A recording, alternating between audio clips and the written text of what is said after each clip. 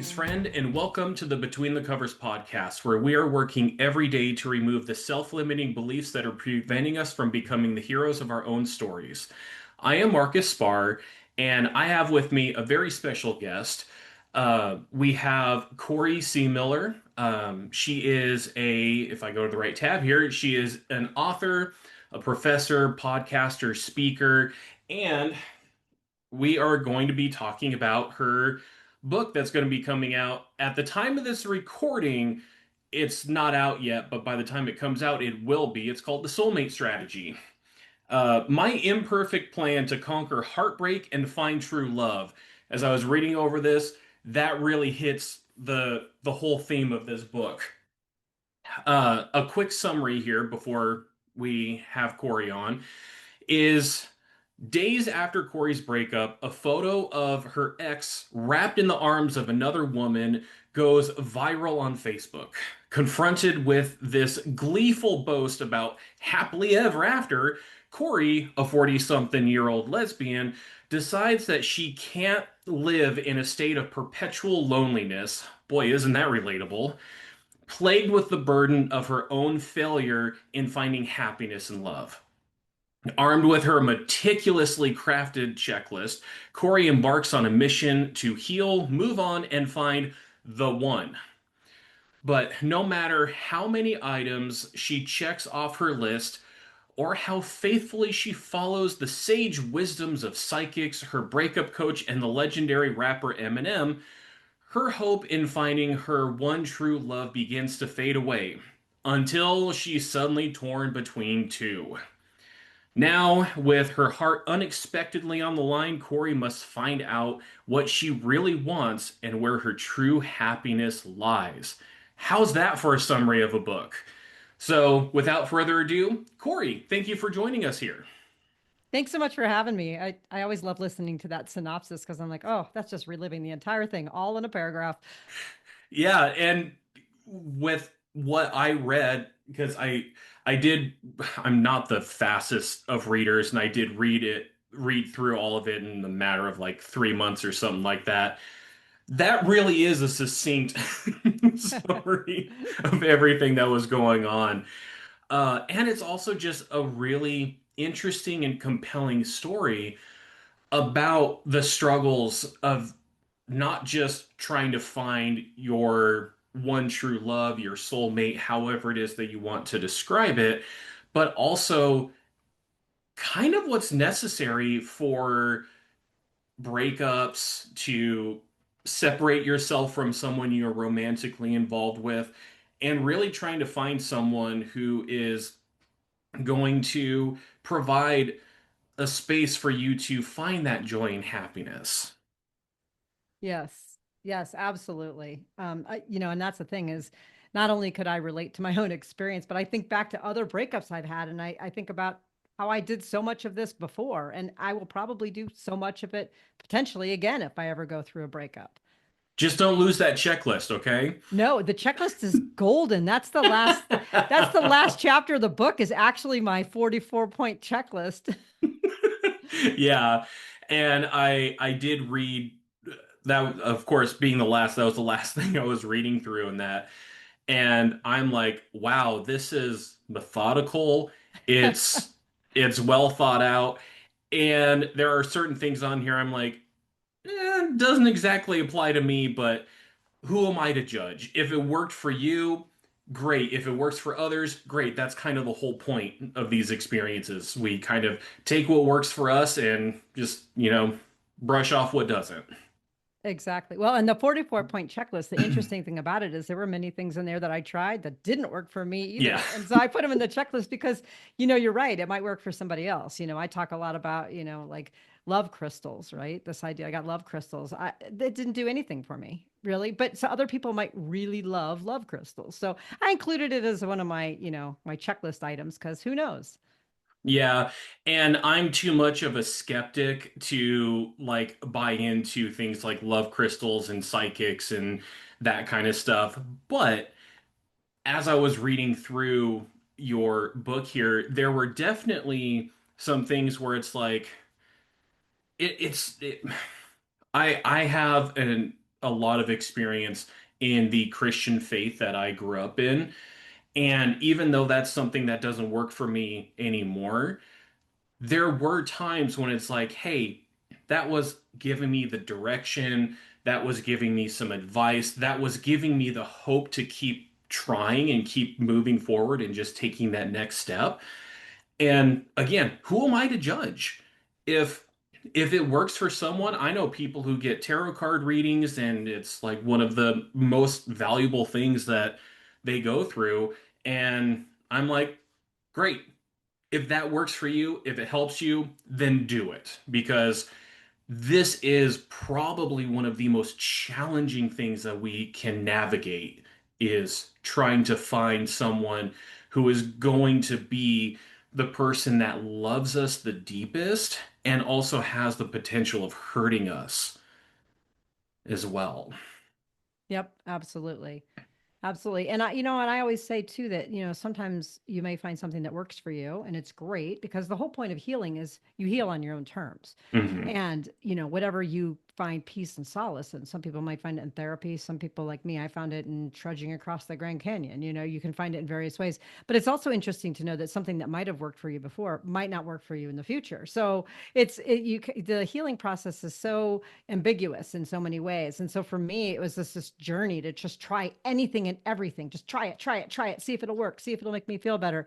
And it became an obsession to try anything and everything that I could. Some things actually did help, but there is no magic bullet to curing yourself from heartbreak. I love how you say that because that's something that I bring up a lot with my clients. It's something I bring up a lot on this podcast. There is no silver bullet. There is no magical formula that is going to get us from point A to point B other than just the hard work. That's really what Mhm. gets us there. Right. It's living with intention. I mean, that was part of it. As I just, in some ways, I don't know that it was the 44 things that got me through healing, as much as it was the fact that I dedicated myself to trying 44 things. And the process of that kind of resilience and that persistence was probably more healing than any of those actual 44 items in and of themselves. Yeah.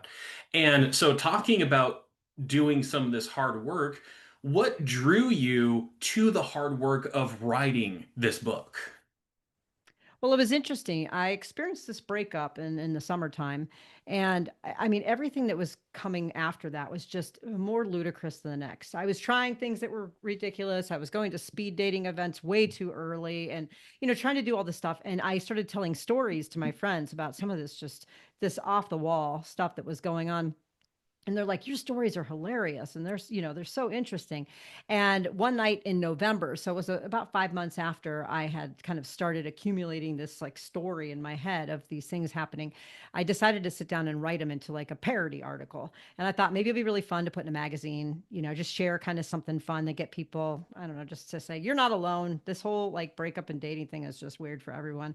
And I started writing and I applied to a magazine. I sent it in and it said it was going to be an 8 week turnaround. Well, my friends and family kept encouraging me to write anyways and continue writing and continue writing. Well, the story itself caught up to me in November. I ended up writing enough material that I caught up to my actual own life. And I thought, okay, does the story end right now just because I've caught up to the present day? And then in the meantime, I decided to start writing what was happening to me. It was almost like journaling or chronicling something. And I had no idea. Like a lot of people with memoirs, they look back and say this happened during this time period in my life and it's already finished. I literally wrote 7 months of this year-long journey while it was unfolding. I had no idea when it was going to end. I had no idea what to expect. I had no idea if it was even worthy of a book. Maybe it would just be the 5 months were interesting. Once I started doing that, though, I got my rejection from the magazine, which was the biggest, gift I could have been given because I decided I'm going to keep writing this as a book. And I'm kind of an intuitive writer. And so things just come to me and I just sit down and pound away at it.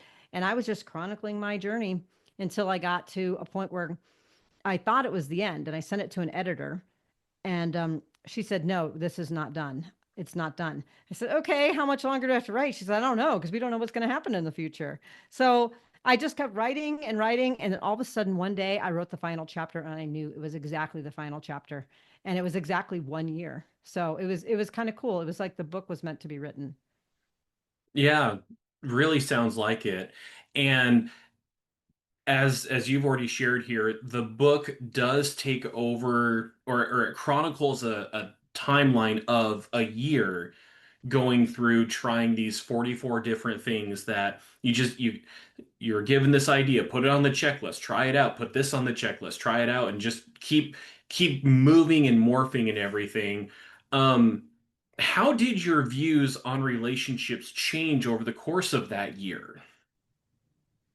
Well, I'm kind of a type A personality. Okay, when I say kind of, I mean I'm a really a type A personality person. And so I believe that there's a solution to every problem. I believe if you work hard enough, something will happen because in other areas of life, not including love and relationships, that's how it's been.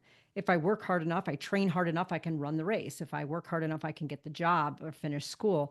And so I kind of applied that methodology to love, thinking if I just persisted hard enough, and I dedicated myself to finding it, that I would be more likely to find it.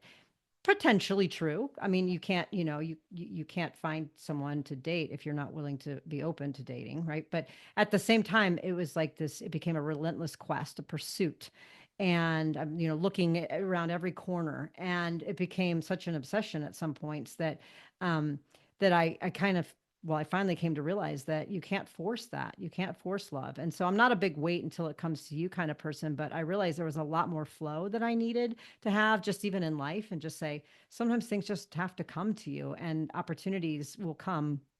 You have to make some of them, but a lot of things can just arise naturally. And so that was really the story of me letting go of control and force. And that really came a lot from this idea that I didn't want to quote, and I say quote, fail in another relationship. I didn't, and a lot of this was tied up in self-worth. And if I could just find someone who was amazing and would love me more than the last person did, then I would be worthy of myself. And that's really not how this works. So over that course of a year, I learned that control was not only getting me nowhere, it was moving me backwards, and that I needed to do quite a bit of letting go. Um, and so I also had this philosophy that I also kind of let go of a little bit too, which was this thing I talk about in the book called Pow Boom Bang, which is this idea that you like when you meet somebody, you have these fireworks and it's like love at first sight and all this stuff. And, I was waiting for that. I was waiting for that moment. And I mean, even when I say waiting, I was actively seeking it out. And it didn't necessarily, it wasn't necessarily something that was coming my way. And I had to let go of that just a little bit to say, is that the only way love shows up? I'm not sure. And if I just stop creating so many rules around what I think love looks like, maybe, just maybe, I'll get a chance to experience it. Yeah, and I like how you're describing this type A personality and then also just kind of needing to allow things to move naturally. I It came up I think about halfway through, but the whole concept of the general, Mm-hmm. and you had the general, and then your friend that you just call naked and afraid in here was just kept harping the you need to be zen about it. And so there's this a lot of times this tug of war between the general and the zen master that would Mm-hmm. take place. And I, it was so relatable whenever the general came up because it's like, I want to have some kind of control over this. I really do. And then the Zen master just kind of comes in and it's like, whoa, dude, it's okay. Just go with the flow. Right. And inevitably it was really beautiful how you were saying that eventually the general and the Zen master started like working together, and that was really when some of this stuff really started coming into place, when it's like, okay, I am in control of the things I can have control over, and I'm just allowing life to flow the way that it needs to. Exactly. Exactly. And it was interesting because when I first kind of thought of that idea of my kind of alter ego of the Zen master, this very, very little tiny part of my personality that so wanted to come out and play. And I really wanted that to come out and play. The general would always have rules and expectations. And these are parts of my personality that would just come out. And every time the Zen master wanted to come out, the general's like, no, no, no, that's not going to work.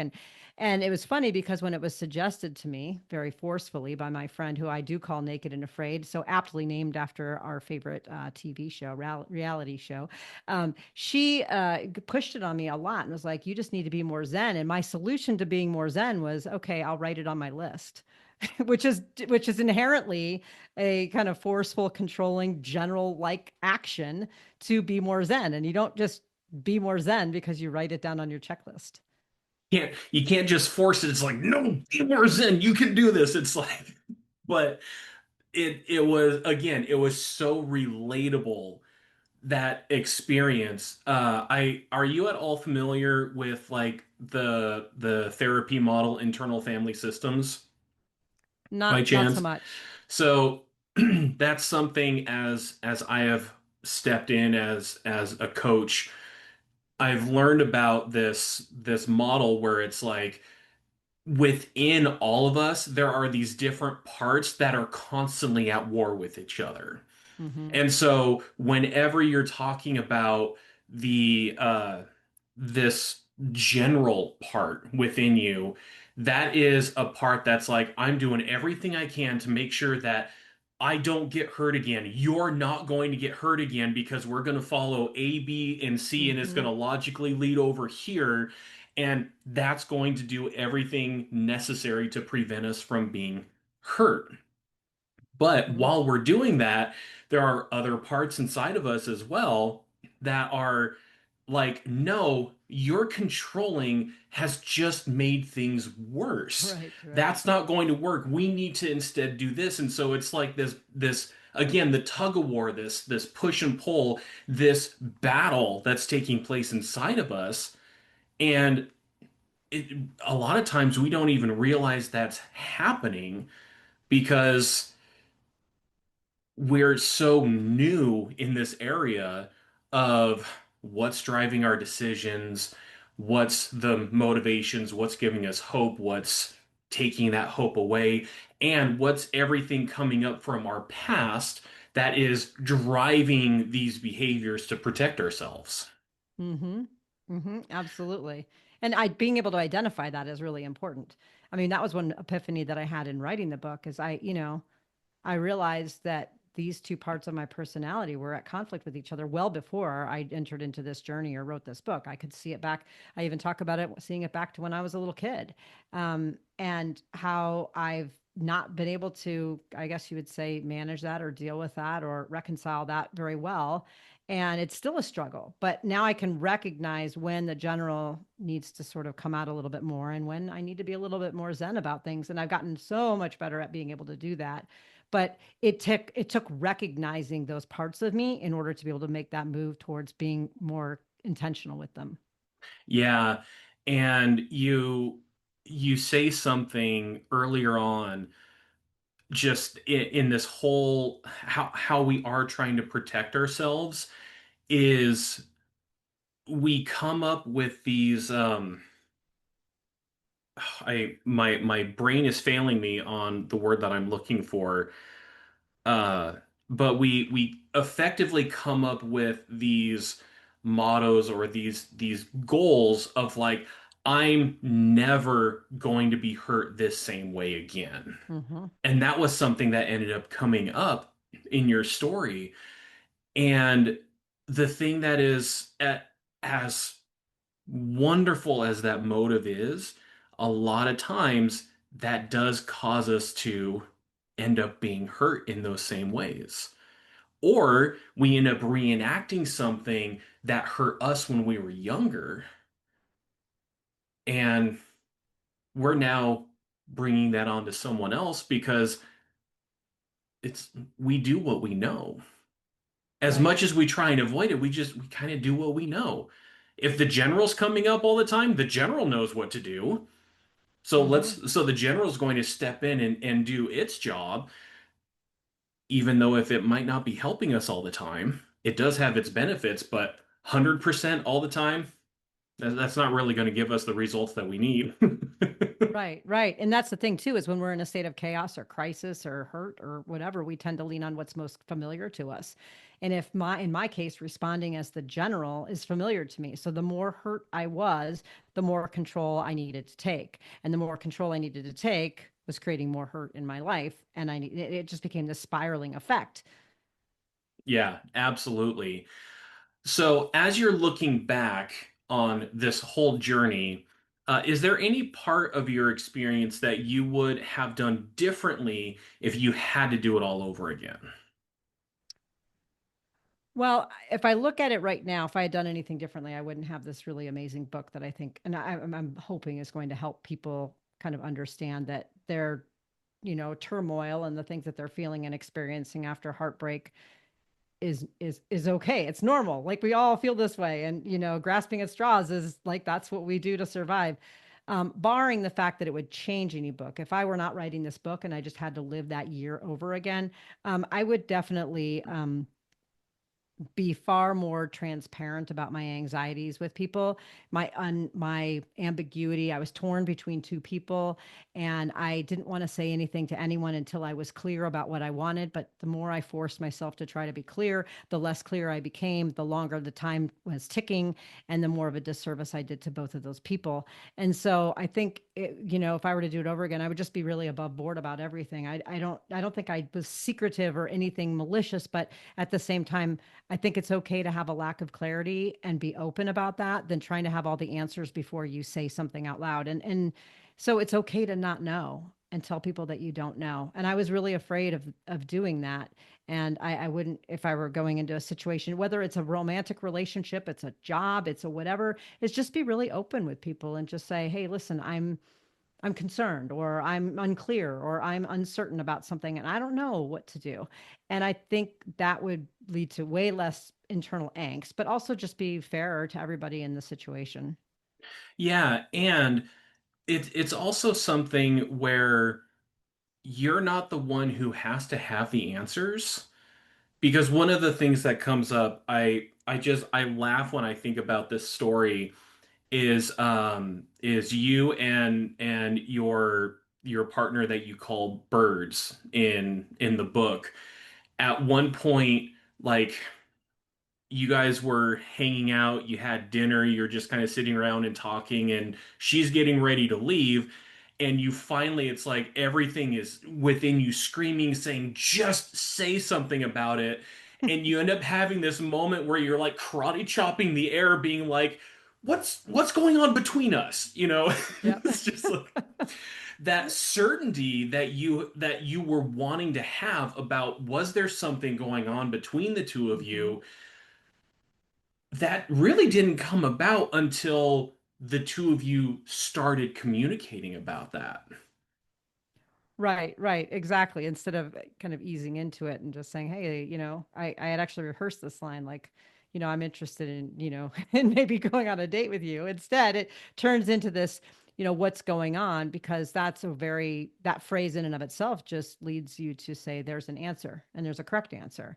And it put her on the spot to have to say what she was thinking and feeling without me having to divulge any vulnerabilities, which also wasn't a fair assessment. But it turned into a really funny kind of, moment in time and certainly something to look back and laugh at, but it was definitely my need for control and my need to know that answer that night. It was we had gotten to a point where I sort of that ship had sailed and I knew it and I should have just waited but I didn't. I waited till she had one arm in the sleeve of her coat and like sort of trapped her at the front door, and because the general was screaming at me, ask her now. And so, that kind of pressure to have the answer and have it right that moment was just beating down on me. Yeah, and it actually reminds me a lot of when I confessed my love to my wife. This so similar here. I had gone over to her apartment when she was in college, and I had spent a weekend with her, and I was kind of having that same thing where it's like I had just recently been hurt with a long distance relationship I had that ended up going nowhere. And I was so hesitant in trying to just protect my heart to not be, again, hurt that same way again. And you're describing, Birds is has one arm in the sleeve of her jacket. I did not say, and I did not tell my wife at the time that I was in love with her. That felt like too much of a step to take. I had to Mhm. say, I'm falling in love with you. When did I say that? After my suitcase and everything was loaded in my truck. And I want to say that I even had the truck, the ignition was on and trying to defrost the windows and everything. And I'm like giving her a hug before I leave. And that was the time that I finally was Right. brave enough. And it's almost like that thing where it's like, hey, you know what? I'm going to drop this on you and then I'm just going to drive away because I Right. can't handle this anymore. Yes, yes. Exactly. Because that feels like the safe thing to do, you know? Yeah, Yeah. absolutely. Oh, again, it's the story is so relatable. It is so relatable regardless of where you are. So one last question before I go into my hero study questions is, do you believe in soulmates today? And has that belief evolved or changed since you wrote the book? Well, I think I had kind of this belief earlier on in life that there is some type of a soulmate and that I'm sort of on the lookout for this person. And once I find them, we're going to have a great relationship. And towards the beginning of the book, that was sort of my focus a little bit was this idea is maybe if I got out of my own way and let the universe bring me the person, the correct person that I'm supposed to be with, we won't have a failed relationship. And that's like almost like a guarantee, right? Like an ironclad, you got this.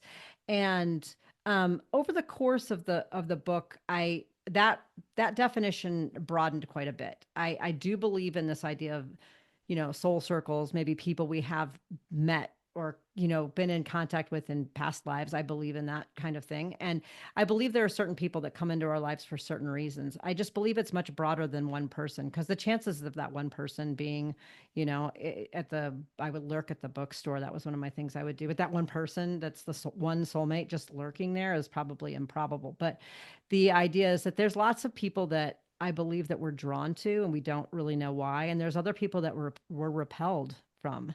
And I don't know why. And it's not anything that has to do with like our connection with them. It feels like something deeper than that. And so during the process of this, I did, and I write about it in the book, is going to get a past life regression and sort of seeing that there are people that play different roles in our lives and maybe come up over and over again in different spaces. And so from one point from the story, I my friend Naked and Afraid, who's sort of my I don't know confidant throughout this whole just journey. She's my podcast host. We actually did an entire season this summer on our past life connections and how we might have known each other. We had various experts on, and we've talked about how we've been parent child, we've been in a relationship, we've been warriors together. And so, for whatever people believe or don't believe about that, I think it's fascinating to think, though, for me, broadening that definition is that people play various roles. So I'm not looking for this one romantic soulmate. I'm looking, maybe opening myself up to people that I'm naturally drawn to and allowing myself to be pulled into that magnetism that already exists with us. And when I've tried to force love by finding someone, quote, on paper, that fits the bill, it doesn't necessarily always go really well. It seems to be, effortful, up against a wind kind of thing. But when I've connected with people, even just as friends, that feel like I'm drawn to, everything about that relationship is very easy.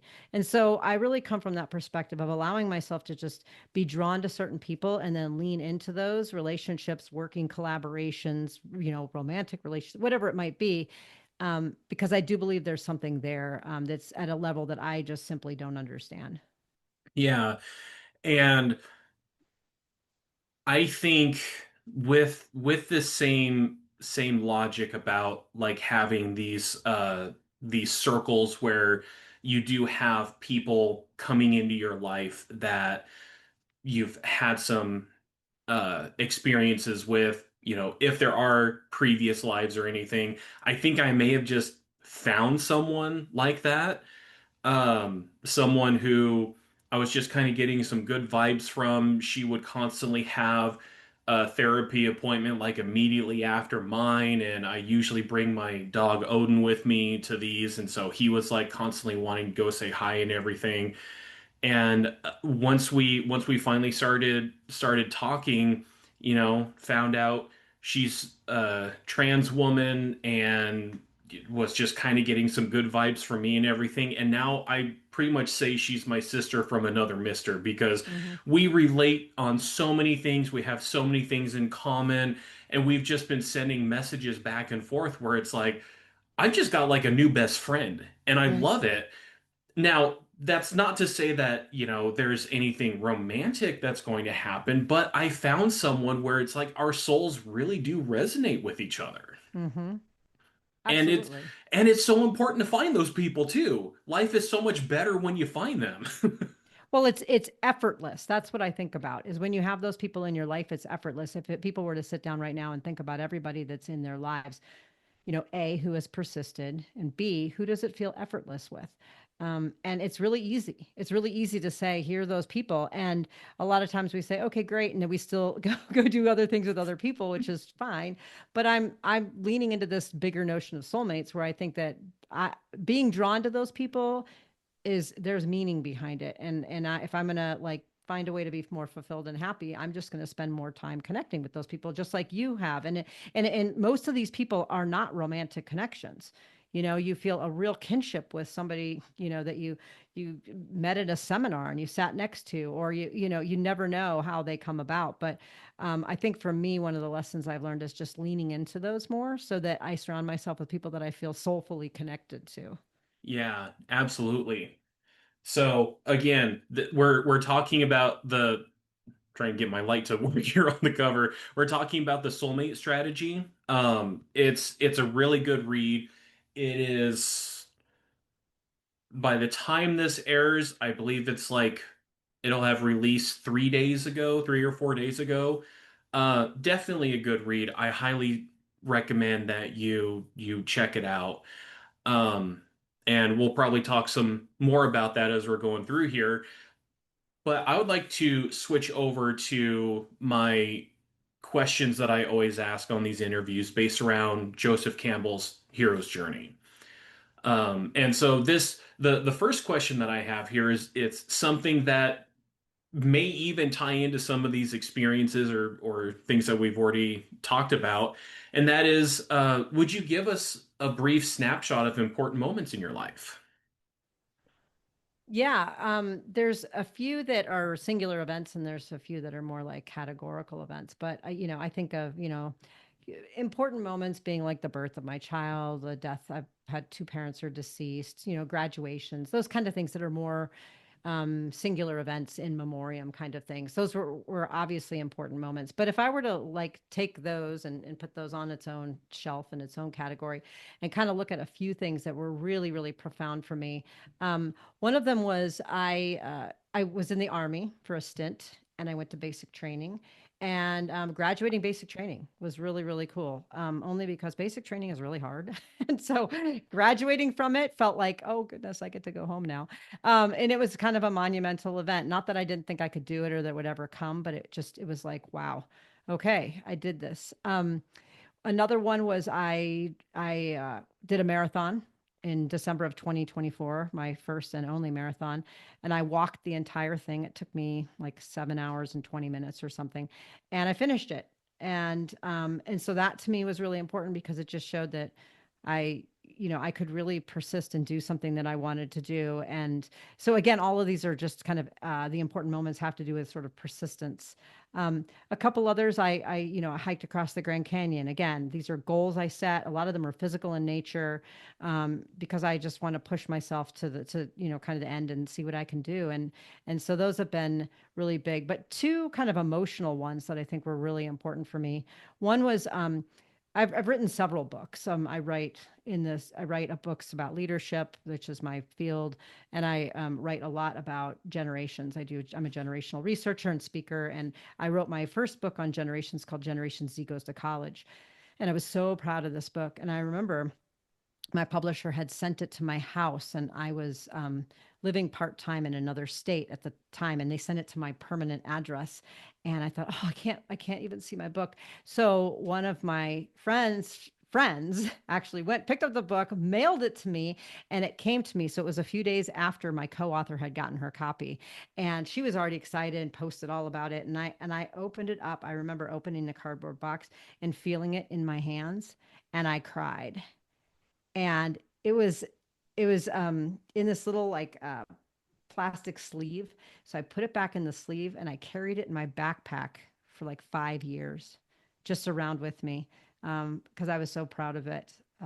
So that was another big one. But again, these were all kind of achievements. But here's one that really wasn't necessarily an achievement, but it was a really important moment. Was I had a kitty cat who I love. I loved. I called her my soul kitty. She picked me, and she adopted me, is how I think it goes. And she got really, really sick one day, and I didn't think she was gonna make it, and took her to the vet. They couldn't figure out what was wrong with her for the longest time, and she was just declining and declining. And they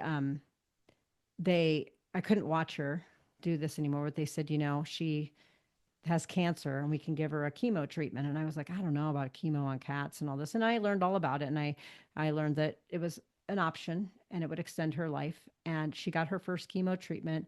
She came home that day and was bounding around the house like a kitten, jumped up on the bed, snuggled. And I thought, even if I give you one extra day, you're going out like this. You're not going out like that. And to me, out of all these moments, that was one of the best moments. She eventually ended up, the chemo only worked for about 6 months. But for a cat, that's kind of an extension of a lifespan. And she went from being very vibrant to, almost passing away within 24 hours. And so she lived a vibrant life all the way up until she died. And for me, that was really, really important to me, to give her that life, but to be a part of that. So all sorts of things all over the map. But really, those are some of the key pieces of things that have been important in my life. Yeah, and so this kitty cat that you're sharing, is this Phoenix that you've mentioned in the book? It is. It's Phoenix. Okay. I write about her in the book, and yeah, unfortunately, she died. She died in October of 24. So she was a really important character in my book, actually. Yeah, no, It was, she really was. yeah. And it's, my condolences. It's sad to have a soulmate, even if it's a four-legged furry friend soulmate, to lose one of them. It's always so heartbreaking. But yeah, Phoenix is featured a lot in the book, and if there's one thing that we can say with everything that you're going through, Phoenix was always there for you. Right. Phoenix was, right? Until the very end. Yes. Phoenix was Yeah. always there. Yeah. So one thing that a clarifying question, I may have some of the facts incorrect on this, but you're talking about that marathon that you walked. Was that the one that you did where you had like injured your leg at some point? That was actually the Or is that Grand a hike? That was a hike. That was my rim Okay. to rim in the Grand Canyon Right. that I Okay. do write about in the book, and that was one of my top moments. Yeah, I dragged my leg. I mean, that was stupid. It was. I mean, at the end of the day, you could be like, "Oh, I persevered. I did all this stuff," but that was just a general saying, "Shut up and drag that leg," right? And because I couldn't bear to be unsuccessful in something else, Yeah. and I couldn't handle the emotional trauma of what that would mean. And granted, I couldn't walk for a really long time. Um, and I didn't do any permanent damage to my leg, but it was tough. That was going to be my next question. I'm glad to hear that you didn't suffer any permanent damage to your leg from that. As I'm reading that, I'm like, Corey, no, no, don't do that. Just I know. What's so funny that you with that reaction is, how many people have read my book and have been yelling at me in the book, just like you did. Corey, no, what are you doing? There's like probably 20 points of the book where you just want to yell at me and be like, no, no, no. Oh my gosh, she's doing this. And so that's definitely one of them where I'm dragging my leg. yeah. And I keep coming back to this, but that really shows just how relatable this whole thing is because we've all made those stupid mistakes. We've Yeah. all pushed ourselves further than we need to, either because of our desire, our drive to just succeed, or our fear of something else happening because I think about one of the dumbest things I ever did. I have I have struggled for years with my body image, and when I was in high school, I would wear long sleeves year round because I didn't want people to see my body, and I would play Mm, like tennis in like 70, 80-degree weather in the spring leading into summer, and I would still wear long sleeves because I was so afraid of people seeing me. And it's mhm. like, I think back on it, and it's like that really was not the smartest thing that I could have Right, done, right. but my insecurities were what was driving that. And your what you're sharing here about your general was like, no, just drag that foot, keep going, because you didn't want to admit that you were unsuccessful at something else. And so it's like that insecurity was kicking in, and the general's like, no, we can't do this. We can't be unsuccessful. We have to be Hmm. successful. And you did. But in those moments, other people looking on the outside are like, how can you be so dumb? Come Right. on, man. Right.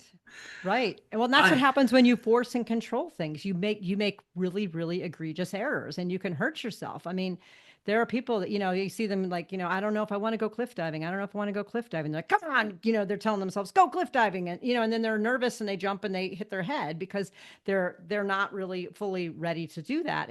But they're feeling compelled internally. And we make these decisions all the time in our lives. And we say, well, I'm just taking a risk. And it's like, huh, maybe, yeah, I took a risk dragging my leg across, but that wasn't what I was doing, was to just overcome some kind of risk and push myself out of my comfort zone. I was stupid. I thought I tore my ACL and I'm dragging my leg across a canyon where every 50 feet is a sign showing someone laying on the ground barfing, saying, people die here.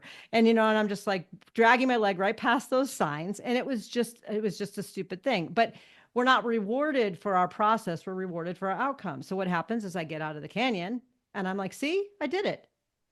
But there were many moments where that might not have turned out like that. yeah, absolutely. Oh, that was really a good part in just in the book, a great story. And if I remember right, Naked and Afraid was even giving you the out to, Mm-hmm. like, you know what? Don't worry about it. Just, what was it like? Uh they were gonna you had the option of like driving from a lodge to like some other place, or there was Mm-hmm. something that was gonna help you get, and it's like, nope, Corey being all stubborn, and we're just gonna go do this. Right. And we're oftentimes we're given those outs, Mm-hmm. but we're just too fucking stubborn in a Right. lot of Well, and cases. giving me the out also made me want to do it more.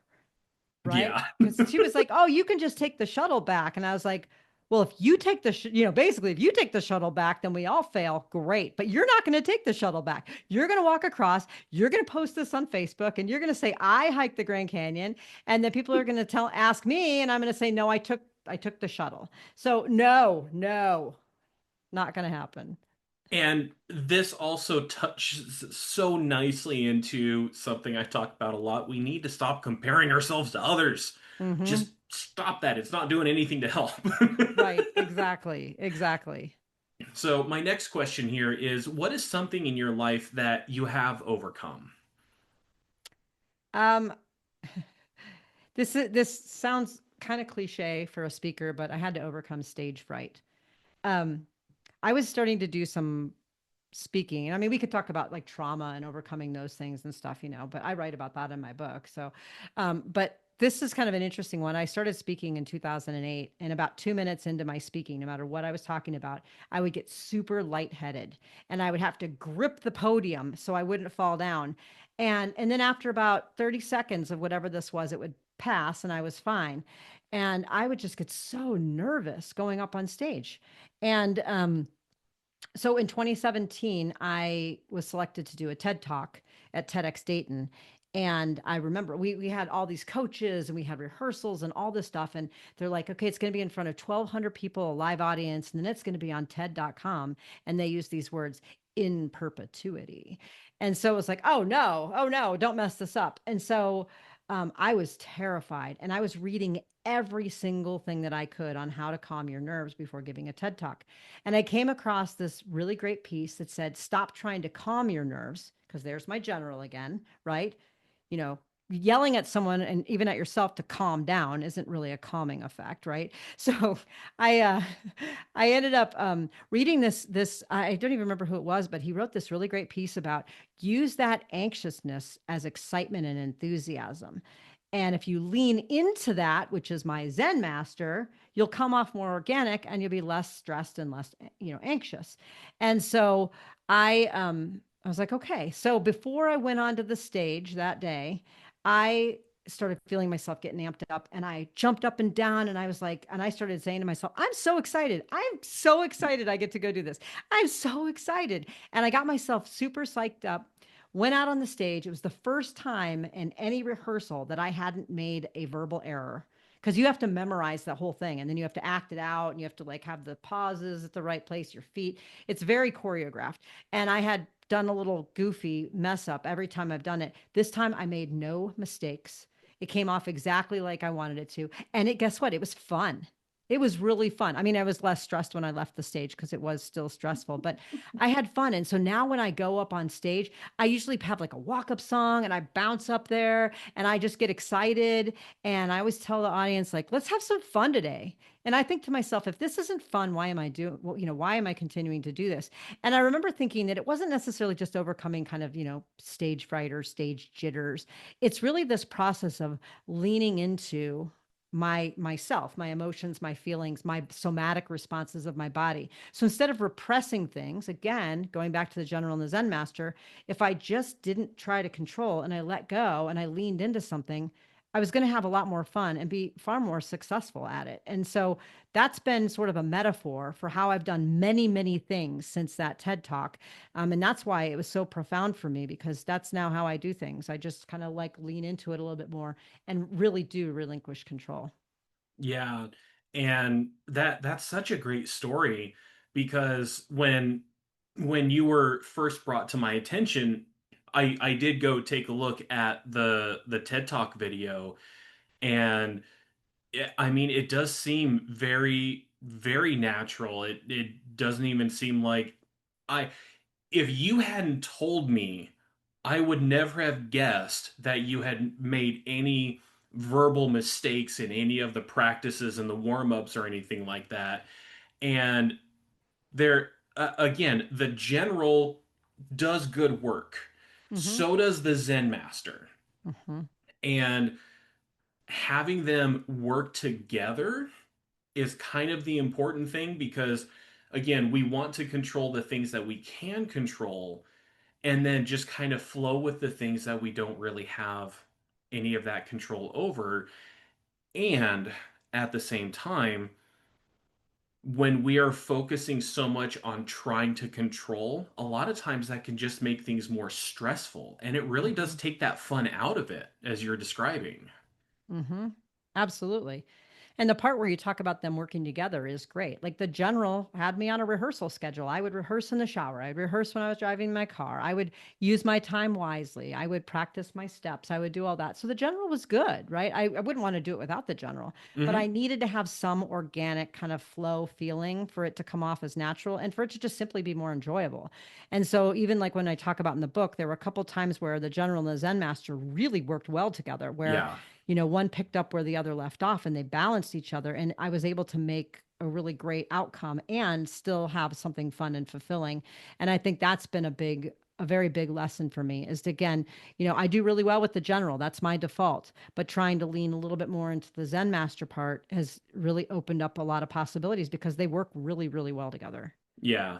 100%. So, my next question is who is someone who has helped you get where you are today? Oh, this one's a great one. This one's my mom. My mom. She's always been my biggest fan and my biggest champion. And, but she's also been very direct. She'll tell me like it is, and she, she was around while I went through this journey, and I would call her every day. I would go out on a walk every day, and I would talk to her every day. I put some of that in the book, but a lot of it isn't. It's just her just continued support.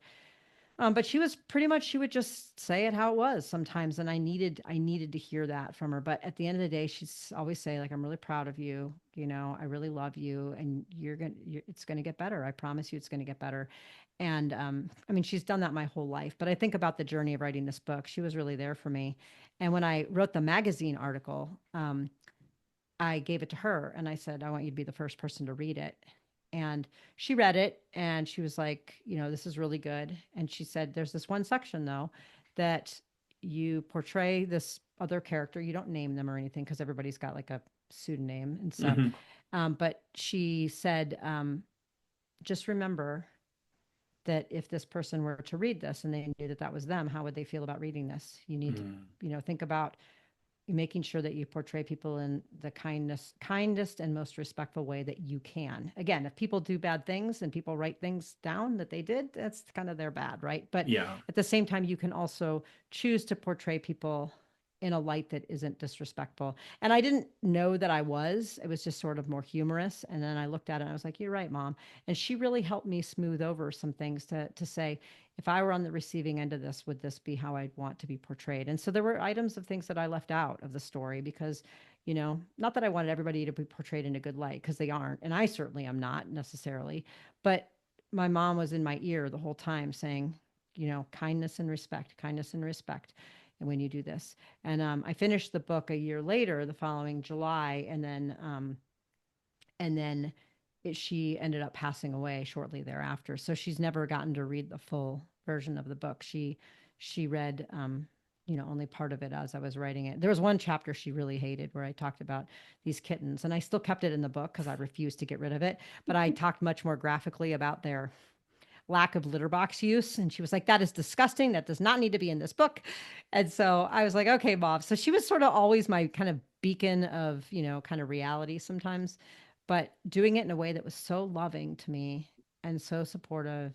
And it's interesting because her name is Penny. Her name was Penny. And I always talked to her. I said, if you ever come back to haunt me, do not stand and lurk at the end of my bed like some kind of like aberration. You're going to scare me. I said, come to me in something obvious. So we sort of had this agreement that she would come to me in pennies, like literally coins. And in the last probably 4 or 5 months, I have found pennies everywhere, more than I ever have, especially now that we have we're not producing pennies anymore. I found four of them yesterday. And I think my mom is still there. She is she is my ultimate hero in life. I love her and she's still there for me. And I know because I'm getting pennies dropped from heaven. Yeah. As soon as you're sharing that story, I'm like, oh no, and the mint is no longer producing pennies. I know, right? But I'm finding them like they're in foreign countries. They're Hmm. in the weirdest places that you can imagine. I found one in my living room on my living room floor. I live by myself. I don't carry coins. What is one doing on my living room floor? But I truly believe that's my mom showing her support in a way that she Yeah. knows how. I mean, I believe that, and I feel a sense of peace and solace in that. Yeah. And I do recall that your mom does show up quite often throughout the course of this book. And one of the things that always stood out to me is how you're describing she was your biggest advocate. Hmm. She supported you. She would check in with you, see how everything's going. You would have some of these experiences that you talk about in the book, and you'd go ask your mom about it. And again, the sage advice that she would offer was just it was so profound, and at the same time, knowing that she's not just going to sugarcoat things in order to make you, feel better about what's going on. It's like, no, she'd tell you how it is, but she would tell you in, as you said, kindness and respect. Hmm. I feel like everyone needs to have that mounted on their wall. for them to see kindness and respect, in particular with everything going on in society today, kindness and respect. That should be our motto. Yep. In fact, Yep. I think that's going to be my motto for 2026 is kindness and respect. Well, you can't go wrong with that. I mean, it's true. I mean, I hear her in the back of my head, thinking kindness and respect, whether I write about something, I talk about something, or I even, I'm about to, turn to a friend and gossip about someone. I think that's not kind or respectful. So keep Yeah, it to yourself. And it's a really good kind of barometer for just being a good person. absolutely.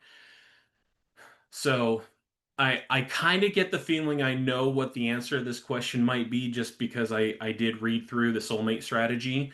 But what is something that you enjoy doing that you just come to life doing? Well, the things we've been talking about already, speaking, writing, hiking, some of those things, right? Even connecting with others, I light up, right? I was talking recently to a friend about this idea of the flow state, right? Where you lose track of time. You're so fulfilled and enjoying something so much that, you just lose yourself. Hours could go by. And my friend, actually, she said, I've never experienced that before. And I said, "Oh my gosh!" And I said, I experience it all the time with so many things, and so one of the things lately that has been doing this, in addition to the things that I've talked about before, is singing karaoke. I got a Okay. karaoke app on my TV, and I have an amplifier and a mic, and I'll just go bust out stuff in my living room. And oftentimes we'll do it by myself. I mean, and the next thing you know, I've done 12 songs. It's been like, over an hour. I'm like, oh my gosh, this is so fun. But I find that I'm able to get into the flow state quite easily and can stay there, which really taps into that kind of Zen master. I think is really helping me with that. Is just saying enjoy the moment, rather than doing something and thinking about what am I going to do after this. Is really just allowing myself to just feel it all. And so I come to life. My friend Naked and Afraid, she always says that I could have fun in a cardboard box by myself. And she's absolutely right. So I feel very fortunate that I can experience that. And I live life every day where I find a way to be in the flow state, doing something. But yeah, lately karaoke has been one of my new things. Well, that was a surprise answer because I figured you were going to go down the route of like hiking or something like that. But, yeah, we have been talking quite a bit about that. And I I both love and hate the flow state. I love it because yes, you're really in this mode where it's like you're just losing track of time, you're enjoying life, you're having fun. And the thing that I hate about it is all of a sudden you get out of the flow state and you're like, holy shit, it's 8 o'clock. Where did this day go? And Right, you just right. like, man, I want more time for this than what I actually have. But Right, no, right. that is a really good thing. And it's that's like a key takeaway for me here is, man, just got to keep finding that flow state. Hmm. So I really appreciate that. Thanks, Corey. Yeah, absolutely. So my next question is, what is a hero to you? For me, a hero is anyone who really inspires me to be my best self. Um, they role model integrity, authenticity, perseverance, those things that I think are essential to sort of rising to the occasion for whatever that best self looks like. That best self might be like being a good friend to someone who's struggling, or my best self might be, I teach, so maybe when I see a student learn something that was they were grappling with and finally was able to get through, or best self might be just spending time with my daughter. And so that's, I think, anyone who really inspires me to do that and be my best self. And maybe they help me find resources to develop some skills, or maybe they just listen or encourage me, but something that helps me be my best self. Awesome. Yeah. And that's one of the things I like about asking these questions is because the people that oftentimes come up when we're talking about people who, do have these hero qualities. I've had many conversations with people recently where they're like, I don't really go into the whole hero thing. It's, you don't want to meet your heroes and we've Mm. had these conversations about it, but it's like the people who do exhibit these heroic qualities are those who can really inspire us Hmm. and help us. Again, sometimes all it is just taking that next brave step towards our goal, the objective, or even just out of something that we don't want to be in. Hmm. Hmm. Absolutely. So, my second to last question here is, who is an influential hero in your life, whether we're talking someone fictional or non-fictional? Well, we talked a lot about my mother. She was a real hero for me. Particularly in my adult years, I feel like we got a lot closer. I was once a teenage girl, so I'll just leave it at that. So in my adult years, we got really close, and I got to see her, sort of a strong woman model for me.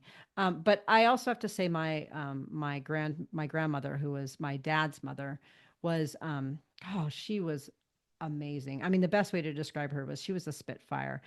She was, in the workforce in the 50s and 60s predominantly. And she was back when it was like, women were secretaries and men were executives and things. And she really pushed the envelope on, on, on gender equality. And she was the first woman in her community to get a credit card. Um, Oh, she wow. worked around all sorts of policies and things to be able to get it. I mean, she was hardcore. She would push back on dress codes and everything. And I love that she showed up as her authentic self and never kind of bowed down to, what the norms were for the times, especially when she knew that the norms were really oppressive. And Hmm. um, as she aged, she wasn't as much of that, but she was always sort of on the forefront of just, you go, you do this. So between her and my mom, I had some strong female role models in my life that just, always, kind of encouraged me to just go for what I want and go and, you know, be who I want to be. And I really appreciated that because they both lived that. And then they encouraged me to do the same. Yeah. And I love that. I am seeing you do that same thing, and it just pisses me off so much that there are people in power who are trying to get back to how things used to be. Hmm. Oh, that Hmm. infuriates me because things really are better when there isn't so much oppression, when Hmm. aren't these strict codes that are getting certain people into positions of authority and power, and then we're subjugating all of these below here. I mean, I've been trying to expand my knowledge of like what goes on with people in indigenous and black communities. And there was a 17-year-old, I think she's in Oregon, who published a book that she had classmates saying, I wish we could go back to where I could enslave you. And I'm like, Oh my God. what? Wow. No, no, no, no, that we don't want to go Wow. back to that. No, we do not. But hearing like your grandmother, I mean, she was like a true feminist Mhm. during that time and really pushing back and really fighting against that. And then we can see that trickle down into how your mom acted and how she was supportive but also truthful. And now that's coming down into you. And I can only anticipate that that's going to continue working downstream with Kiddo and anyone Mhm. else who happens to be within that sphere of influence that you have. Mhm. Yeah, absolutely. Cuz even my daughter, she didn't get to know my grandmother very well before she passed away, but she was very close to my mom and she loved that my mom was a you know traveled the world and she did all the stuff. If my mom wanted to do something, she would do it. And if my mom didn't want to do something, she didn't do it. And, my daughter got to see that too firsthand 2 generations later and say, okay, Yeah, okay, you can have a stance, you can have an opinion, you're supposed to, you're allowed to, and you're supported, and I really I hope that this stuff is ingrained so much in us that that we just don't have the capacity to go back, right? Not Yeah. even that, just that, people don't talk about it. That would be really nice too, but that we just simply don't have the capacity to go back to a more oppressive state, because that, Yeah. doesn't do anyone any service, and that, and so but we have a lot of particularly young girls, young people of color that are very motivated and driven by their lineage, because it's our predecessors who fought for those things. It's my grandmother who fought and fought and fought until she got a credit card, and I don't think anything about it when I get a credit card offer in the mail these days. Yeah. And that's the privilege that I live with, and certainly not going to go back. My grandmother and so many other people fought for rights that I have today that I don't even second guess. Yeah. Absolutely. Oh, that's so good. Whenever I hear people talk about individuals like your mother and your grandmother, I'm like, damn, I wish I was able to meet these people. They sound really awesome. Yes, they were amazing. So the last question that I have for you here, Corey, is is there anything that you want to share with our friend that you didn't get to say? I think the biggest thing, and kind of my biggest takeaway from writing this book, is, well, first of all, is being able to reflect over and over and over and make more meaning every time I edited the book. I mean, I've edited it like 100 times. And so I gleaned something new out of it every time, which has actually helped me. My own experience has therapized me to some extent, is that we're not alone. Even when we feel like we are alone, we're just not alone. It's the human experience. It's this idea of shame or guilt or insecurity or ambiguity or fear. All of these things come from the human experience. And whether for, other people, it might be something that came from their childhood or a friendship or a workplace or some other factor. For me, it was dealing with this particular breakup at this particular moment of time that really triggered me to sort of, I guess, witness my own presence in my own life and say, I'm doing all this stuff. And as I told the story before I was writing it, and as I told it as I was writing it, people were saying, I can relate to that. And I felt less alone even after I told my story, because I realized we are all just want to be loved. We all want to be supported. We all want to be trusted.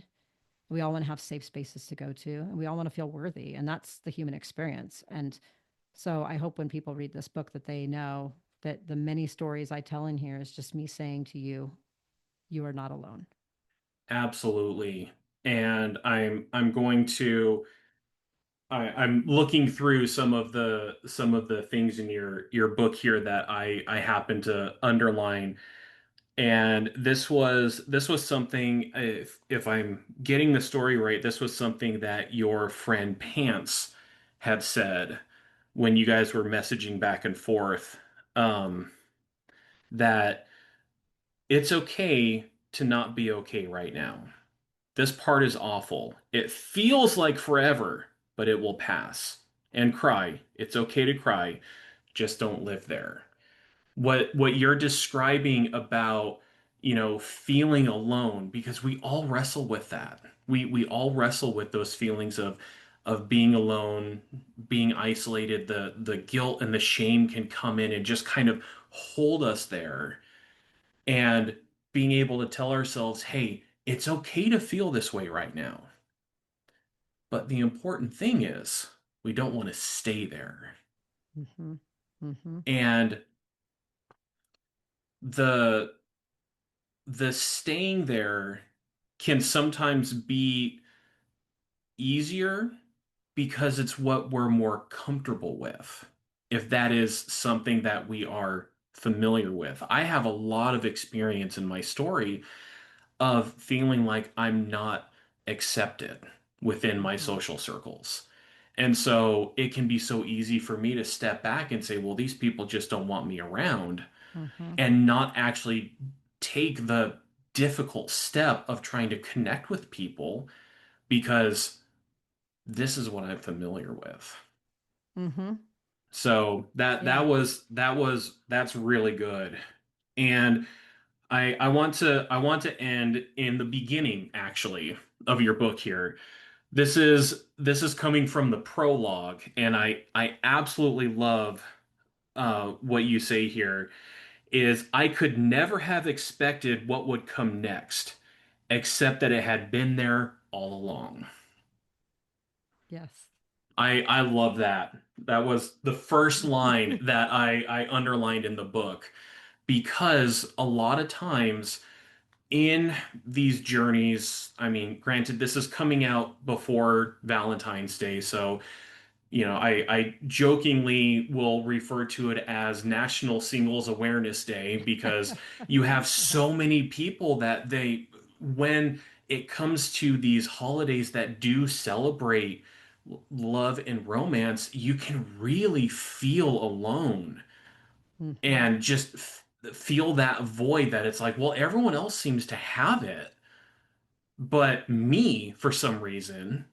And first of all, I want to say what makes you so fucking special, if that's how you're feeling. You're not alone. There are others who are struggling with that. Hmm. And in a lot of cases, I would say it comes down to our expectations.